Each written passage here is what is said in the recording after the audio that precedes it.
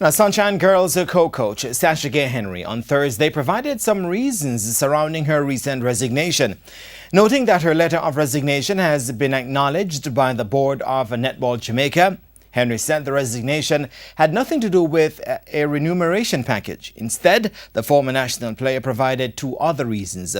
According to her, one was related to the personal needs of her family, which she regards as a priority at this time. The coach who helped Jamaica to the bronze medal at the recent Commonwealth Games said the other reason related to increasing concerns about continuing professional weaknesses in the administration of the sport. Henry added that she was grateful for the opportunities to have represented Jamaica as a player and a coach, and has every reason to want success for the team and for the sport in general. Her statement further read that she remains very hopeful for the success of the Sunshine Girls.